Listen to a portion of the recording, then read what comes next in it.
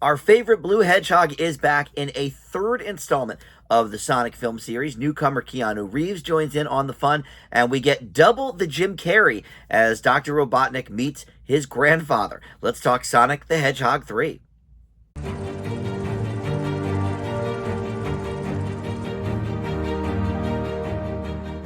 Hey guys, Dan here. This is Dan Reviews It. Welcome to my spoiler-free review for the new film Sonic the Hedgehog 3. Who would have thought years ago when we had that ugly, ugly drawing of Sonic that the internet revolted against? We would get 3 movies of these. But of course, the studio for once actually listened to people and said, oh yeah, this looks hideous. Let's clean it up a little bit. And the first movie was a lot of fun. The second movie, a lot of fun. Third one, we'll see. I'll have my review here in just a second. But first, let me welcome you back to Dan Reviews It. If you are one of my subscribers already, thank you so much for that. If you're not, please consider subscribing. Click that notification bell, or you can just like this video, comment below.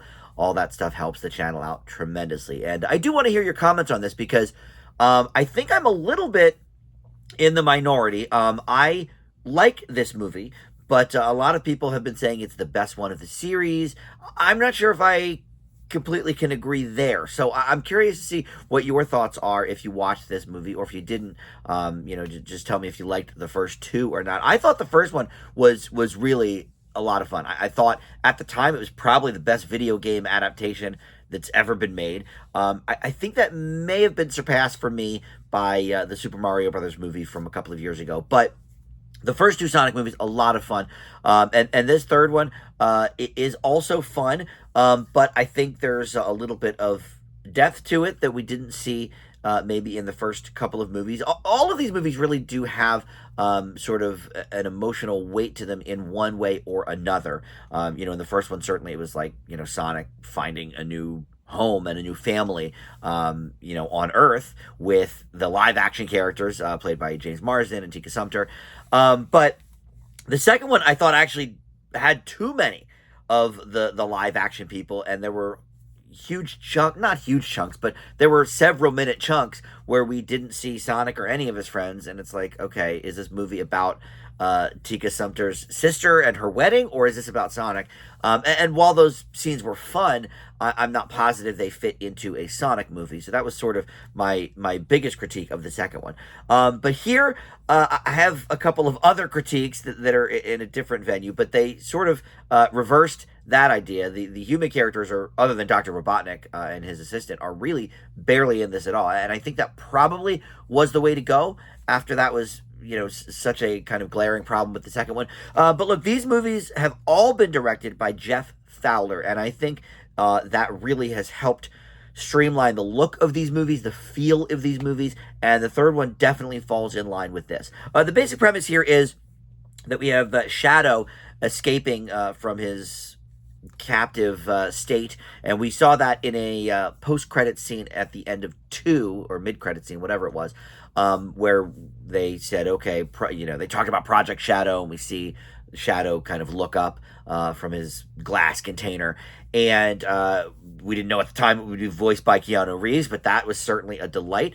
No stranger to doing animated voices for sequels. He was Duke Kaboom in Toy Story 4, but look, Keanu Reeves is obviously one of Hollywood's most likable dudes, right? So fun to have him aboard for this. And then, for me, I think maybe one of the greatest parts of this entire series has been Jim Carrey as Dr. Robotnik. And he sort of announced his retirement from acting years ago and said, okay, this Sonic is probably going to be my last movie. But then it did so well, he's like, oh, all right, I'll come back for 2. Oh, okay, I'll come back for 3. But really, other than these Sonic movies, he's kept pretty true to his word. I mean, he hasn't done a film other than this franchise since Sonic 1, and that was 19 maybe? 2018? Someone asked me recently, my buddy Justin asked me to figure out my top 5 favorite actors and actresses of all time. And, for a long time it was Leo DiCaprio. But when I sort of sat down and looked at everything, it's Jim Carrey. Jim Carrey is my favorite actor, I think, of all time. And he has done every kind of movie imaginable. His horror movie, number 23, wasn't very good, but he is so great here. He is easily one of the best parts of these movies. It's wild that in a movie with, this blue hedgehog and these other characters that are obviously very animated and CGI, that he is one of the most animated things in these movies. I mean, he just goes crazy with the facial expressions and the comedy and the silliness. He fits right in. And having him play his own grandfather as well is double the carry, double the Robotnik. And it really is the best part for me of this movie is the double Jim Carrey stuff. But that gets me to kind of the worst part of the, well, you know what? Okay, before I even say that, very, very briefly, let me say the plot now that we're 6 minutes into this video. But essentially, so Shadow escapes. They're trying to track him down. Sonic, Tails, and Knuckles, who all return, of course, from previous films.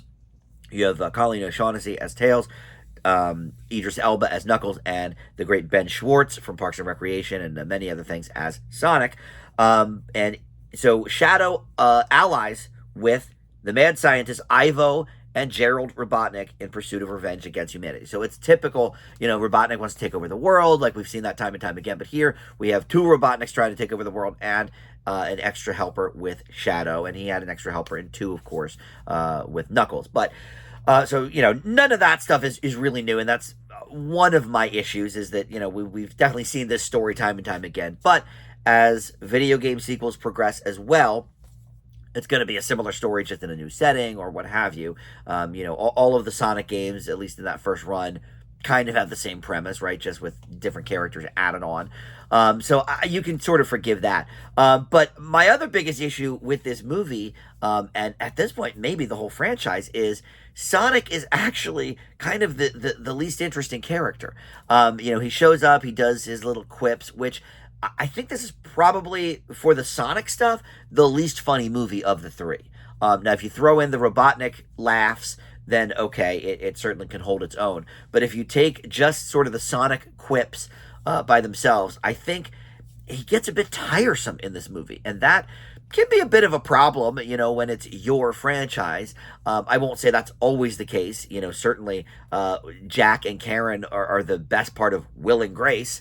It ain't Will and Grace. So, okay, there's certainly exceptions for that rule. But it is interesting that in a movie where Sonic's supposed to be the funny guy, he wasn't quite landing for me. Now, look, for little kids, yes, maybe these jokes are landing better, but I thought he was funnier in the first 2.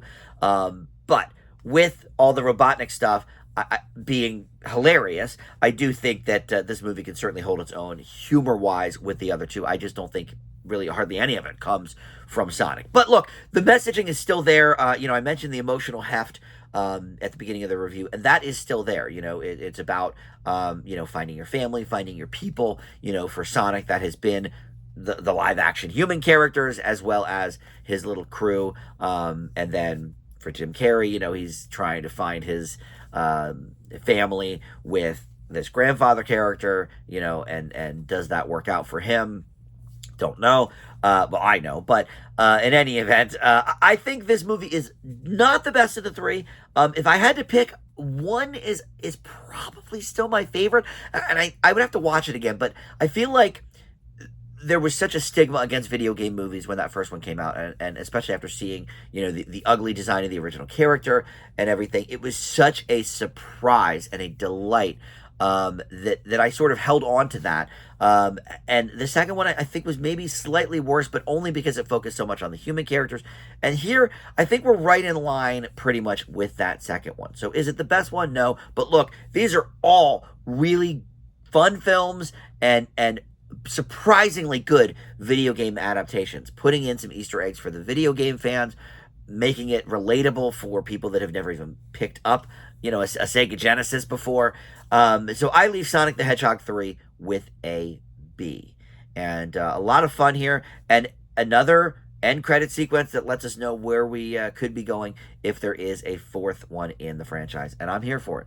All right, thank you for watching Dan Reviews It, and I'll see you next time. Bye.